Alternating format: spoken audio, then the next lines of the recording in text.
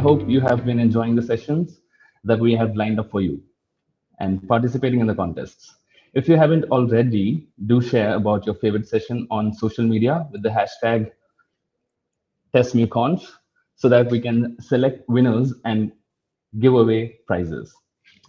So I would like to welcome you all to a session on accelerate your testing career path in the never-ending hurricane of digital transformation. I am Afzal, your host for the session. I am thrilled to introduce the speaker for the session, Sapna Manjunath, a senior QA manager at Randstad.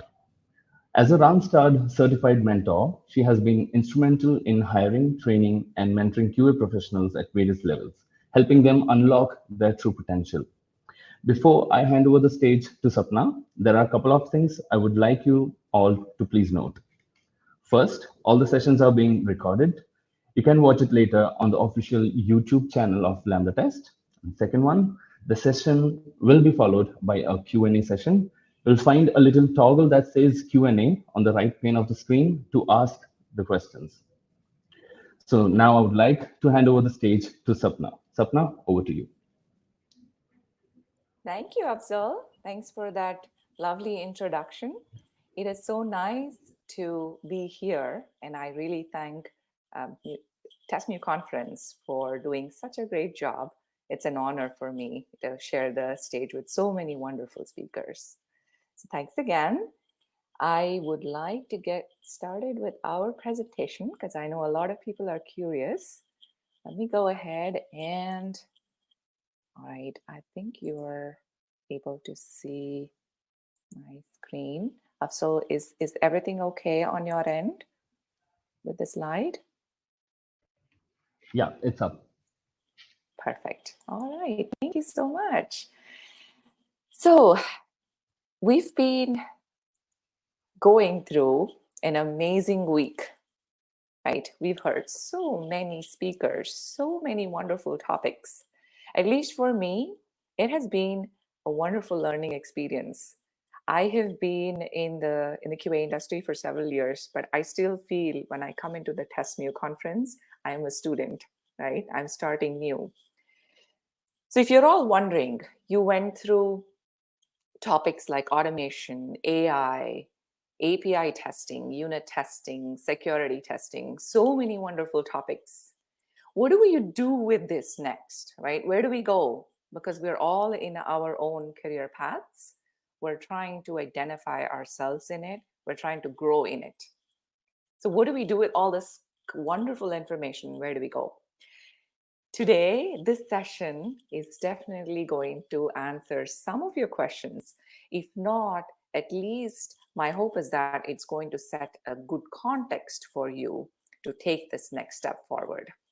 Are you with me in all of this? I hope so. And I hope that you're all looking a little better than what I have here. I know that it's been a long week, and I know that it's different time zones. So good morning, good afternoon, and good evening, right? Wherever you are listening to. I hope to keep this session as interesting and interactive as possible. And if you have anything to add, any questions, any suggestions, like Afzal said, please do share it on the chat window. All right. Okay, so I think you all have been watching Olympics, right? And definitely the recorded sessions, some of you are probably still catching up with it. And most of you, at least if you're interested in sports, I know that you've been very, very curiously following these. There's one sport that I really like, and it's the race, right? The sprints. And I really like to look at the expressions when especially the winners cross that line, the final line. Why am I talking about this today is I'm not going to talk about sports, so you can relax because I know very less about sports. But what I am going to refer to here is one of the words I have in my title. And again, if you are going back to your physics class or your Olympic sports watching, you may have noticed that the word acceleration is used quite a bit. And I think most of you know the difference, but I am going to ask a good question for you all to warm up today. Can any of you give me a difference or a definition in how speed and acceleration are different. Go back to your physics class memory. Do not Google, please. Let me know how many of you can answer this. Put it on the chat window for me, please. I'm going to give you a few seconds here. So I'm asking if you all know the difference between speed and acceleration. And no Googling. I can see you all. Just kidding. I know I can't see you. So I did get one response. I think some of you are probably still thinking, there you go. Okay. Awesome. Yes, you are all absolutely right. Thank you for that. So acceleration is not about speed, not just about speed, right? It's the change of speed in a particular amount of time. So it's not how fast you're going, how slow you're going, how soon you can change that speed, right? So why is this important in today's topic? If you noticed in my title, I have this in the beginning, right? How do you accelerate your career? Now coming to the second part, and then I'm going to bridge the two so you get the context. I live in Texas, and if you are living in a place like me, it's very close to the coastline, so we get a lot of hurricanes, and each of the hurricanes get its own name. So throughout the year, like you see in this picture, right, all these swirls, so many different ones coming, one after the other. Some of them are very catastrophic, some of them are mild, so it depends. Whenever we have a hurricane, the first thing we think about is how can we survive? Right? Are we going to lose our homes? Are we going to lose our lives? It can be that bad sometimes. And soon after we come out of the survival phase, the next thing we think about is what can we do to prevent ourselves from getting into the next hurricane, right? So if you think about this and compare this to the technological world today, we've seen various transformations, right? If you go back all the way, remember using waterfall, taking about 8 months software development, came all the way fast forward to agile.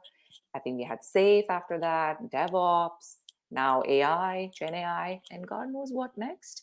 Every time something like this comes in, we have seen that the way we develop software and test that software also changes, right? We may have to be faster, we may have to be more agile, we may have to be nimble, and sometimes we have to go back to waterfall strategies because it just makes sense for the business. So when these changes take place in our lives, in our careers, the first thing we need to do is what? We need to know and make sure we can keep our jobs, right? We're all worried. Forget AI. I mean, an org change happens in our company. We all go through this. Am I next? Is my job going to go away? Am I being replaced? Survival is the first thing, right? Once we know our job is safe, what do we do to grow? How do we keep it going here? Because I don't want to be in the same place I am today. I don't want to be in NASDAQ for 10 years. Maybe I do, but maybe I want to keep growing even though I want to keep the same title, right? So survival and growth are two very important factors. So that's why the title there goes, how we can accelerate our careers, keep growing in this never-ending hurricane of digital transformation. So I hope you got the context there. Now, before we go ahead with the topic, I know you're probably wondering, who is this lady? Why is she talking to us about it? So let me give you a quick introduction about myself, and then we'll dive into the topic. So again, my name is Sapna, as Afzal said. I am a mom. I like to say that first because this is one of my toughest jobs in the life. And it's very rewarding as well at the same time. I'm a mom to two beautiful children. I am also a mentor. I like to mentor people both at work and outside. I am on ADP list, if you want to hit me up there. I do like to talk to people about their career changes, their job search, whether they want to be in QA or not. So I talk to a lot of people on a daily basis, on a weekly basis sometimes. So I'm also a speaker, as you can see, still a budding one. So I'm not yet there. I know there were a lot of good speakers this week, and I'm really impressed. I'm learning a lot from them. And lastly, I am a senior manager at Randstad USA.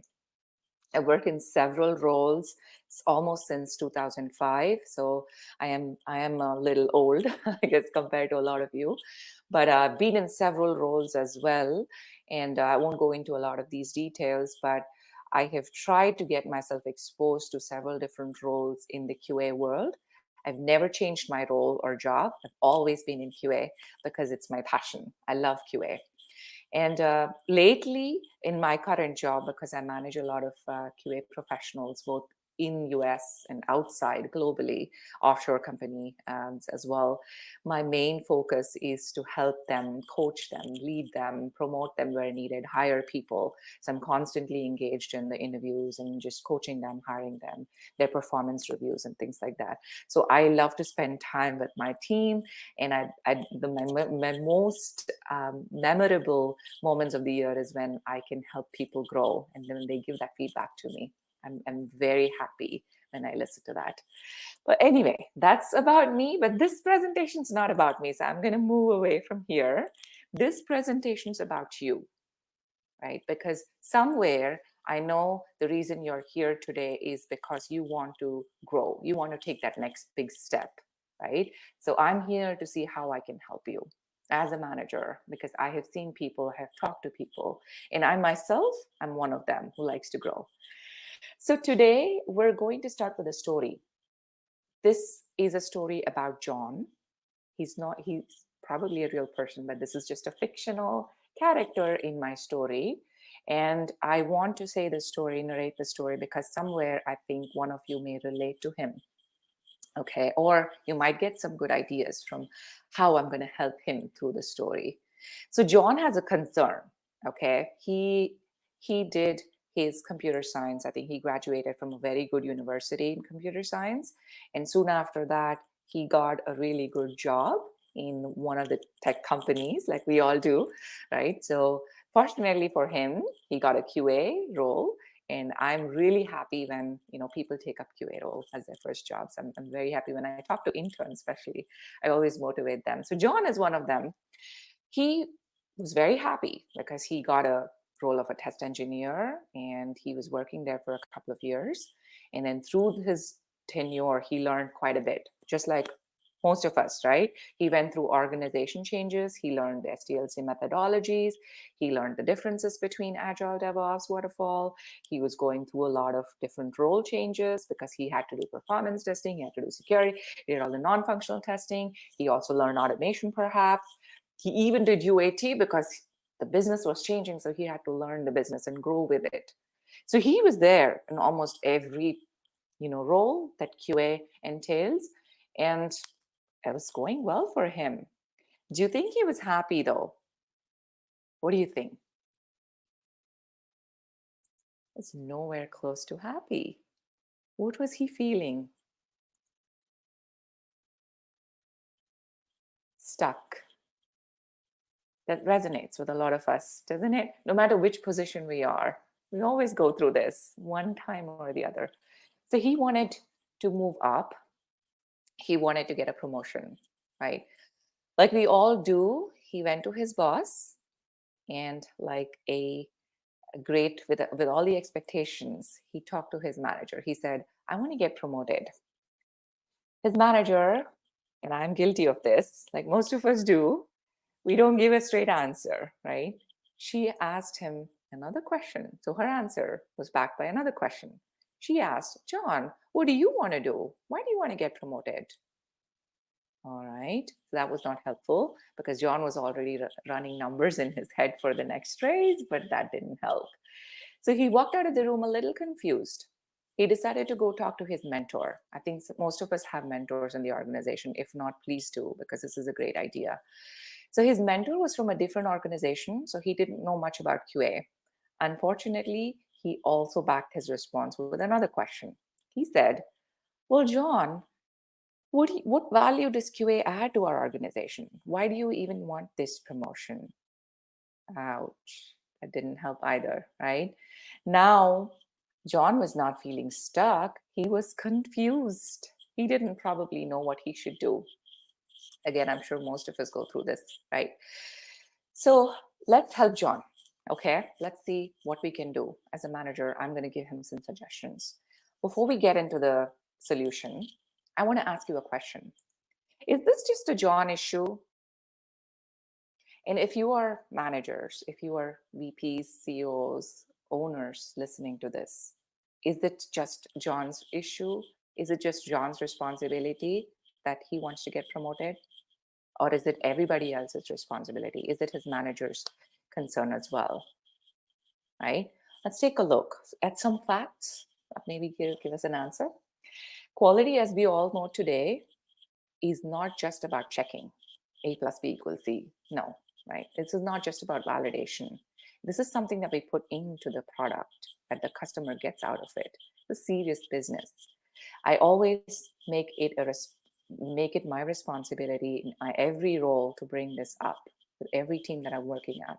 Constant reminder, right? This is everyone's responsibility. In addition, people who are in the quality team actually have to be empowered with this thought, because this is a very big responsibility. Remember CrowdStrike? I'm sure everyone read about this. When this happened on the morning of the CrowdStrike, when it hit, I was actually in one of the airports in London. I wanted to fly to Paris at that time, and my flight was impacted. So I did see the chaos. I was curious when I came back. I did a lot of research, and obviously from everything that I've read about it, I know there can be a lot of variations. What I can read about this is it was an out of memory exception, basically a bug that was not caught because of a last minute change that was pushed to production. Again, I don't want to get into controversies, but there could be a lot of things going on here. But what I want to get out of this is quality, you guys. Very important. Super important, right? Just as important as any other function in the organization, which means a person working in the quality team and his or her growth is also super important, even today, right? No matter how we do it, whether it's AI, automation, manual, it is important. We need to have that going, growth being focused. I can give you several examples, and you can Google too. US today apparently still spends about $2.4 trillion in poor software quality costs. Can you believe that? I think we can, especially people in testing. And there's been a lot of catastrophes. I mean, there's people going to jail, there's people dying, there's all kinds of mess there, right? Because of software quality issues. So again, I'm not blaming anybody for this. But what I'm trying to put here is quality is definitely super important. So for John, his role, I'm sorry, I think I clicked out of it. His role in the quality team is super important. And hence, it is important for the organization that is leading him as well, right? So let's go back to John. Why do you think John wants to grow? Why does any of us want to grow? Why do we feel like we need a promotion every 2 years or every 3 years or every year, or when we are at a particular point? Why do we feel that need to get promoted, right? There could be a lot of reasons. We want to grow. We want to keep growing. We don't want to stagnate. Money, very important. It's super important. Ambition, right? We're all ambitious. We want to do well in our lives. We want to be happy. Promotion makes us happy, I guess.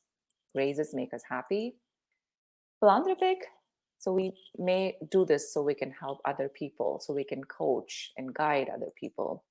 Or it could just be recognition, which is also super important, right? I want to be recognized in my team. I want my family to recognize me. I want my children to recognize me.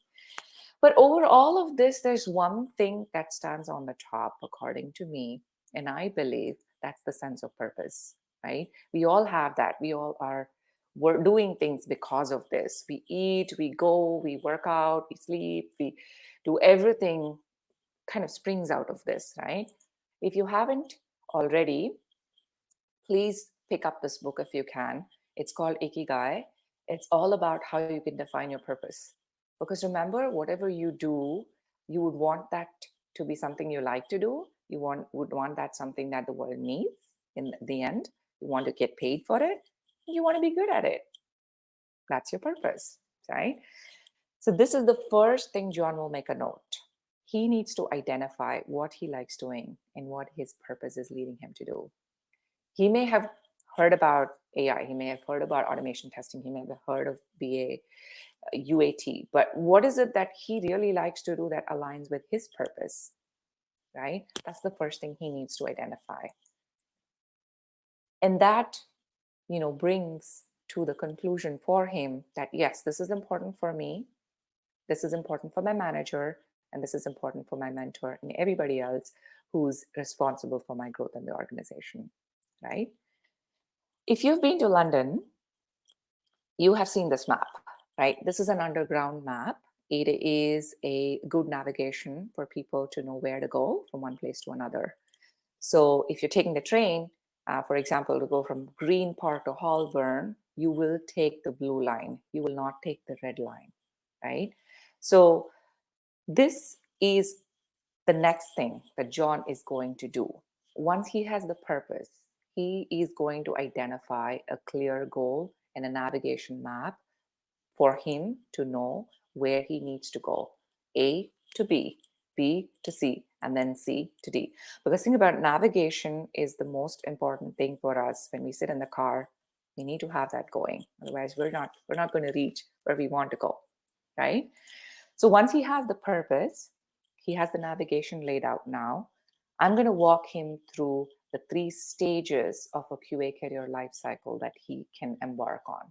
Okay, let's take, for example, he did the purpose exercise, he did the navigation exercise, and then he came up with this thought that he wants to be a BA, but he still wants to work in a QA fashion, in a QA function, but he wants to do more of the BA role, and that's what he loves to do. That's where his passion lies. He wants to get paid for it. And he wants to apply for this role that's already available at this ABC organization. Let's consider that's his situation. So he will go through this 3-step process. I call it the hire, grow, and retain. Okay, and I'm going to guide him through this. What he's going to do in the first hire stage is he's going to rewire himself around how he prepares for this interview. Because remember, this is his second interview. He's already gone through one when he graduated. One thing, and this is not new, this is not a surprise, right? We all go through interviews and there's a bunch of guidelines on how we do this. But I conduct a lot of interviews, and some things that I've really seen striking, and I would like to note these because these might help you. Again, these are not new. It's just that emphasis has not been placed, is what I have seen, and that's why I put these as strong points. I once interviewed a person. This person was really qualified from his resume. He looked very good. It was for a senior QA SDAT, and he had everything that we needed. And I was very impressed with the resume. The HR interview went really well. I wanted to talk to him. That was a final interview. I was almost decided, 90%, believe it or not, because it was really good. When I started talking to him, 30 seconds into the interview, I realized that he was not the one talking. There was somebody else talking in the background for him. I didn't know about that. I later found out that these things happen. But, that just broke the trust right there, right? And that guy was never allowed to interview for our company ever again. I'm sure it's the same everywhere else. But I want to question, I'm sure he had a good reason to do that, and I sympathize with him. But I feel like when you are coming into the interview, the first thing that you need to bring in is your trust with the person you're talking to. If you want to show or prove that you're good at something, just talk about everything that you have done, and that's totally fine. If you have not worked with AI and you're interviewing for an AI job, please stick with whatever you know. You don't have to say that you did AI if you haven't done it, right? So these are simple facts, but being true and honest and just knowing what you know and saying what you know will absolutely be fine. I can give you another example. I hired an intern from one of the universities here in Atlanta, and he didn't know anything about testing. And that's pretty common. That's what I've seen is when they graduate, they don't know much about QA. But he was very honest and so clear, and everything else that he had done in his university projects, he explained it so well, along with the challenges he's faced. I actually gave him the next role that's higher than what he applied for today. He's a senior QA.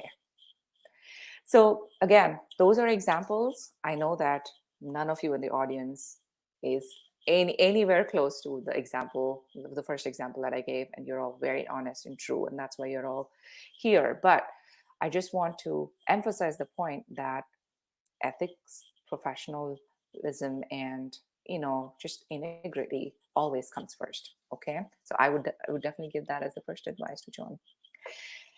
Next is grow. Let's say he doesn't want to leave the company. A lot of times we have that, right? We don't want to apply for another job. We just want to stay with the same company, but we don't have the role that we're looking for. And what do we do? What does John do? So this is one suggestion that I give most of my mentees. If you know what an org chart is in your organization, try to get that, okay? And try to put yourself somewhere there. Try to see where you fall in that org chart, okay? And then redraw an org chart for your own self to see where you want to see yourself. You don't have to share this with anybody. This is just for yourself.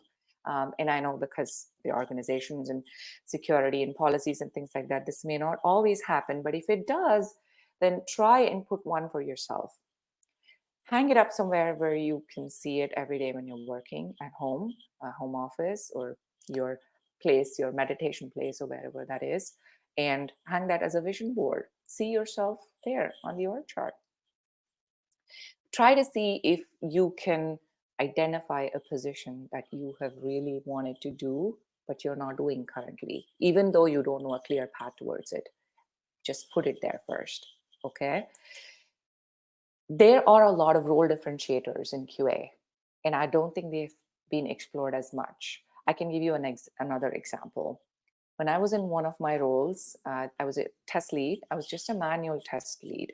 All I was doing is manual testing, right? Everything was clearly manual, and I was reporting bugs. I was doing everything regular.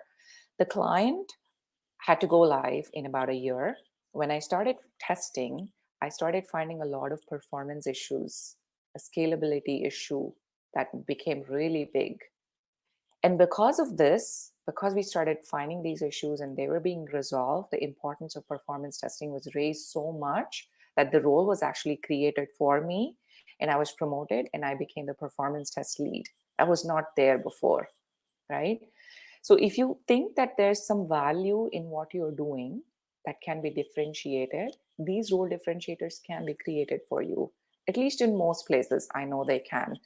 If not, it's at least worth a discussion, right? So see if you have that relationship with your bosses and managers, and see if you can ask them about these.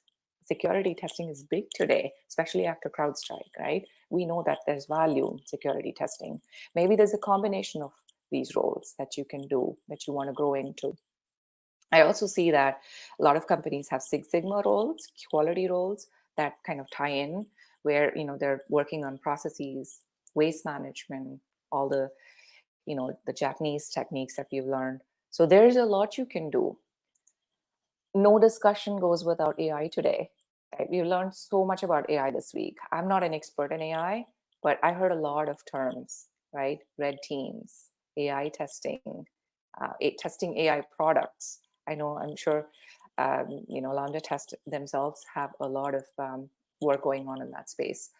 So see if you can test the AI applications in itself. See maybe if you can come up with some kind of a position that can be created in a company that's working on AI products. A lot of bias happening. Remember that, I think it was one of Donna's presentations where she showed a pizza being made by glue. So we have to test them, right? We still have to test them. There's a lot of work that needs to be done in that area. So John, let's say John wants to be in that organization. He wants to have that role created for himself. How does he do that? Because some of you may be asking, well, Sapna, it's easy for you to say because you're a manager. I can't do this. I can go ask them to create a role for me.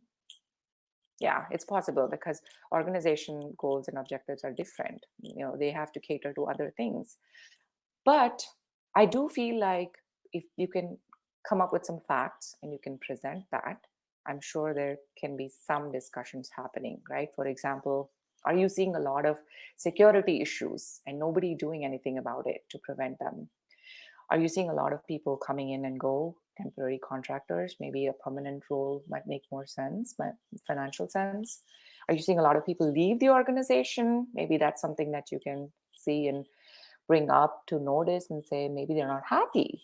They're not getting promoted. That's why they're leaving. Maybe there's something we can do about it. Or the changes we're going through in the organization. One thing I've noticed, especially this happens, especially if you're outsourcing QA to somebody, right? Let's say we are developing in the US and we're outsourcing to India, and QA is in India, development is here. They're so siloed. Development is following Agile, and the QA is following Waterfall. And there's another vendor somewhere, they're following CI/CD. So they're like releasing every day, and the testing team is all backed up because they're still testing. So align with the organization, bring in these suggestions, and that might create new roles, right? Because then you'll have to train yourself, you may have to bring up yourself to that speed, and you may have to do a lot of integration between the teams, bring everyone together. So a lot of these tasks are in lands in no man's land most of the times. Nobody wants to take this. Nobody wants to work on getting everybody integrated, right? So if you're seeing this in the organization, maybe that's a clear opportunity, right?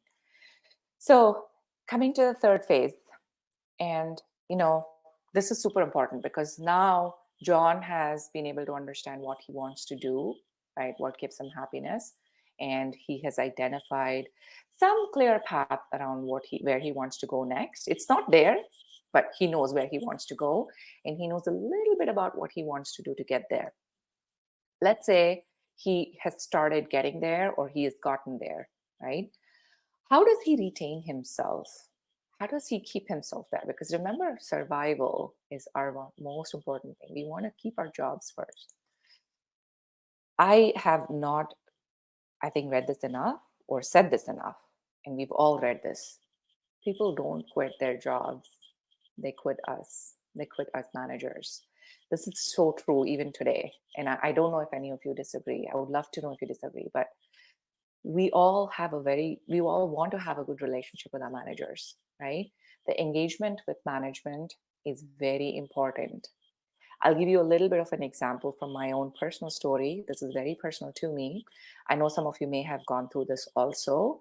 I don't want to name the person or the organization because I really respect them that I'm quoting in my example, but it's real. I went through workplace bullying once. I was bullied by my own manager, and it was not fun at all. The worst part is I didn't even realize that I was being bullied for a long time, right? And once I did, it was very daunting to me. People say it's just a job, but it never is, isn't it? We always take it back home. We always think about it. It comes to us when you're sleeping, when you're working, when you're cooking. It comes to you.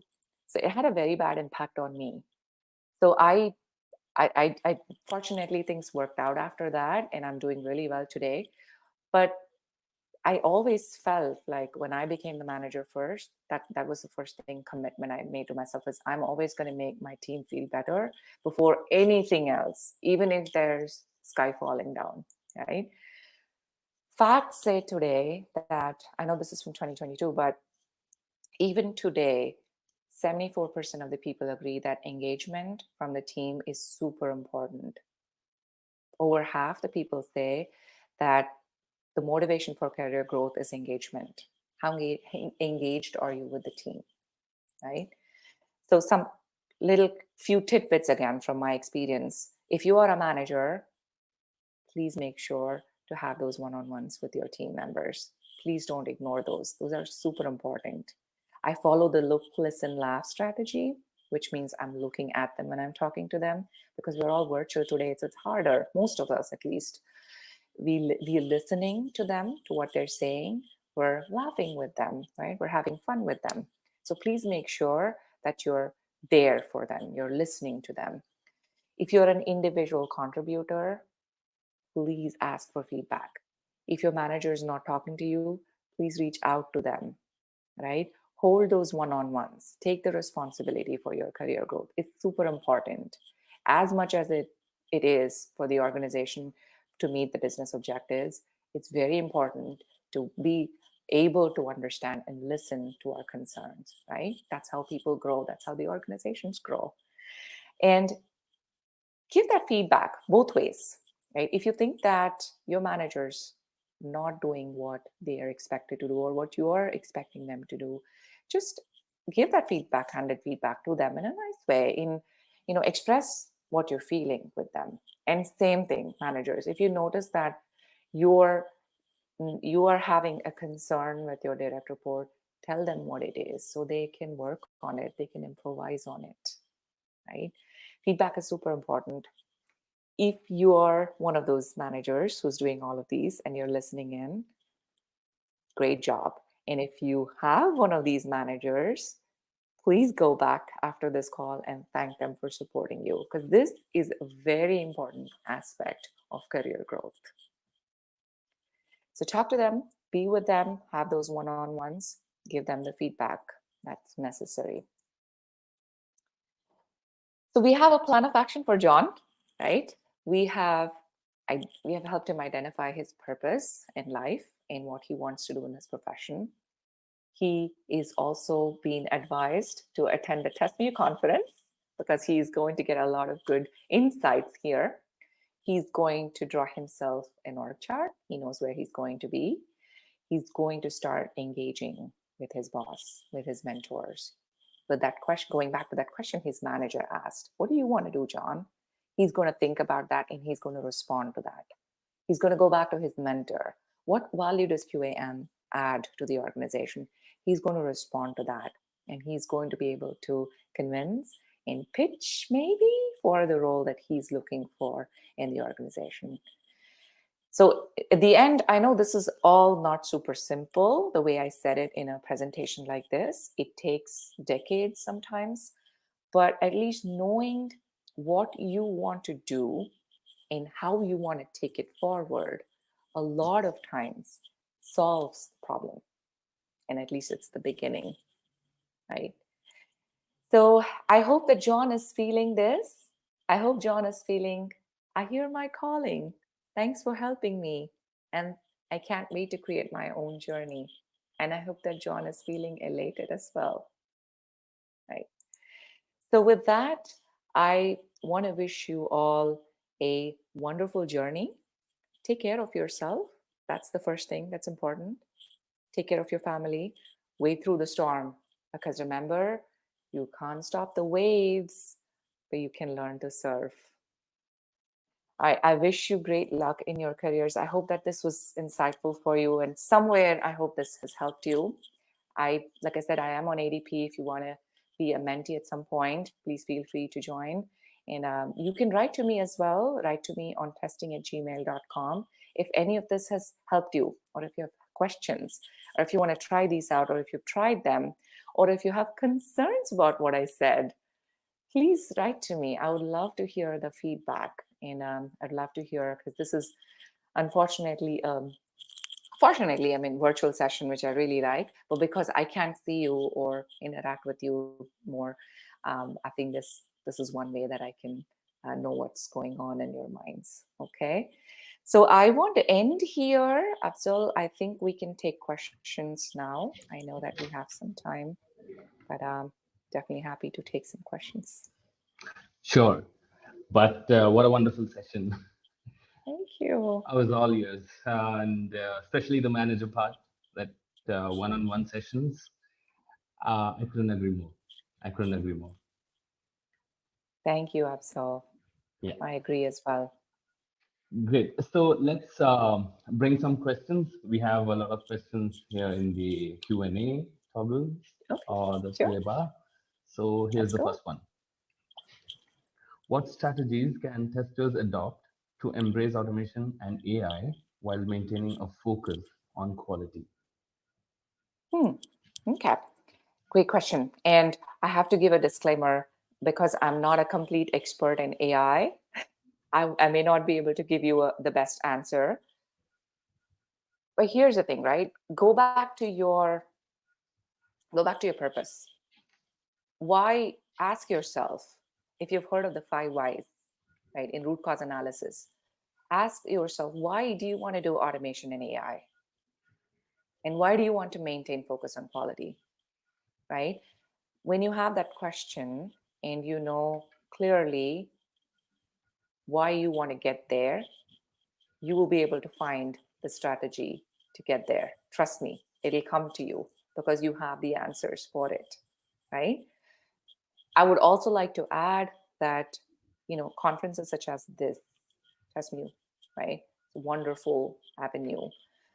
I know that a lot of people have talked about automation AI here, and they've also linked it with how you can maintain that with the quality strategy, the quality or objective in the organization. So absolutely tune in there as well. So I hope that answered your question, Mukesh. Thank you. Let's jump into the next question. So it's on the screen. What are some common challenges testers face during digital transformation, and how can they overcome it? Excellent question. Thank you, Advika. Yes, I feel like testers, one main challenge, if I may say, I'm sorry, I'm not blaming anybody, but testers are neglected in a lot of ways when we go through transformation challenges because we are never asked about these, right? We're never consulted.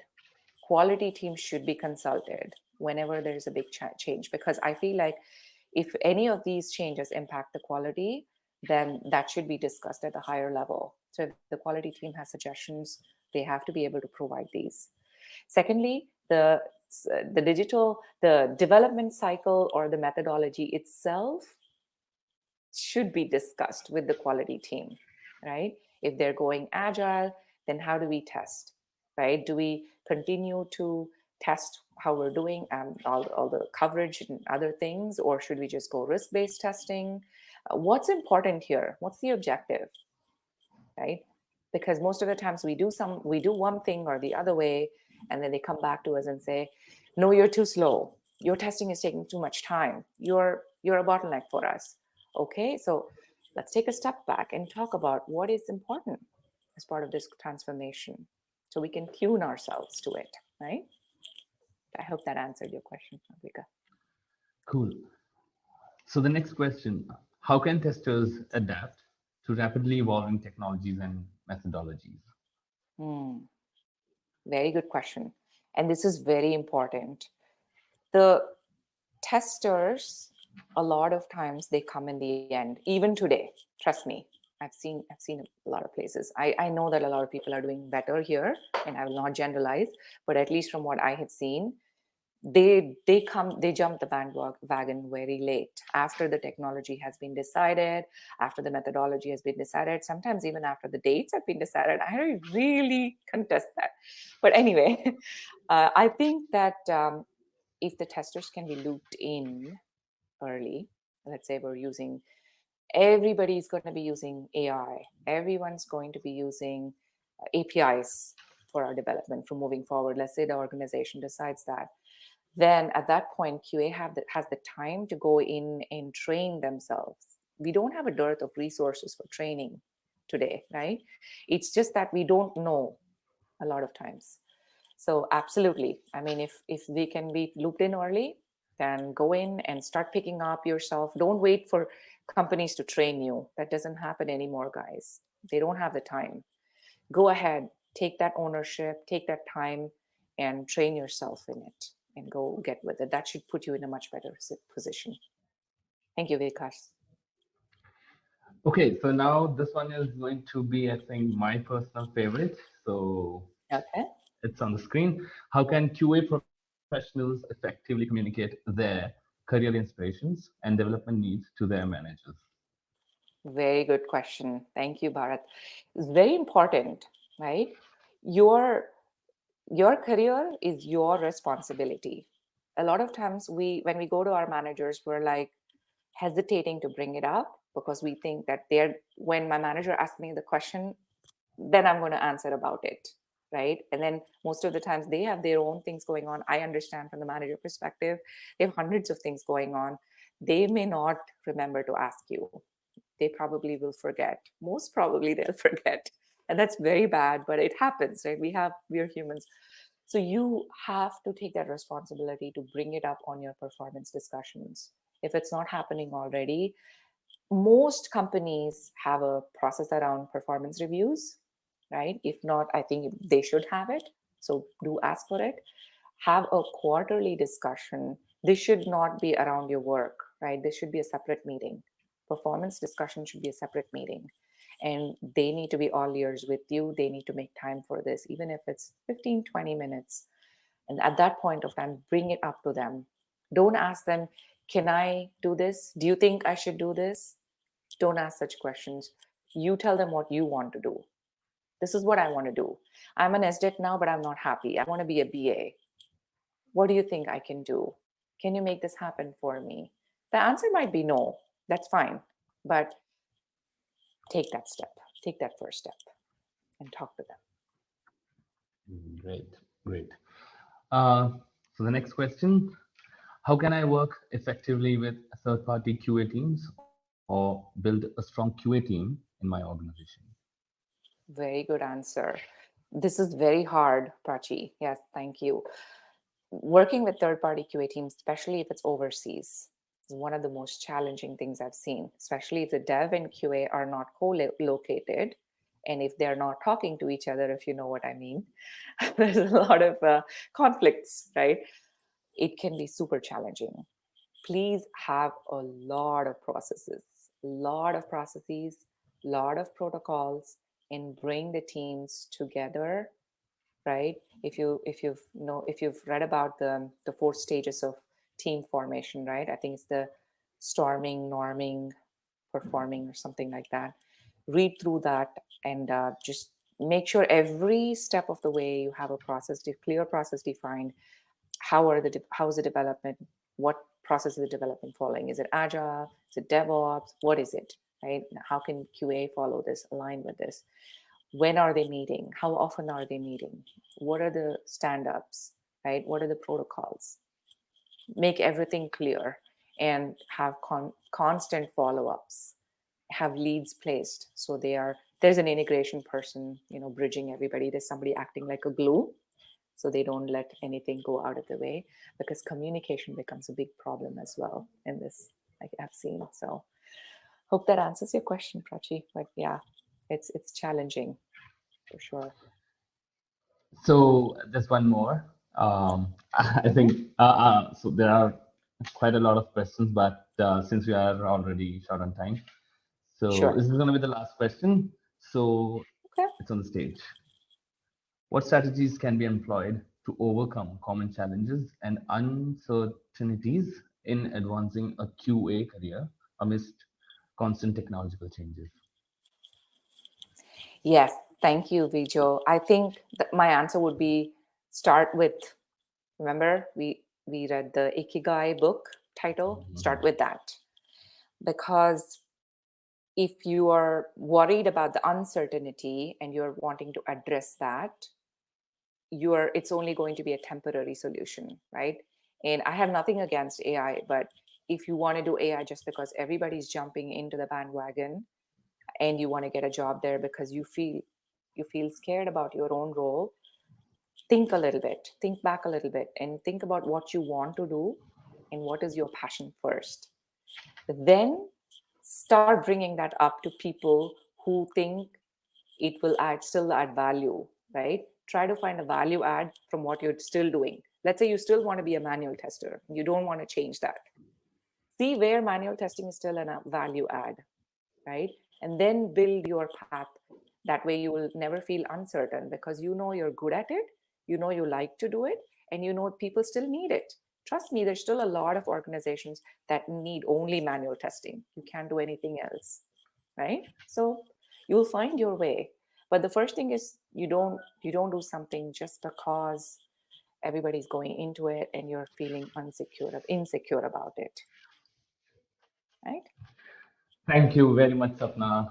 That was indeed. I mean, I really loved the way you know, spoke it out. I mean, it was all from your heart. I felt it. So thank you very much, and we really appreciate your time and all the audience we have who have shown patience and asked a lot of questions. And I know we still have a lot of questions unanswered, but feel free to put it in the community section, and we'll try to answer all the questions to the best of our knowledge. Once again, Absolutely.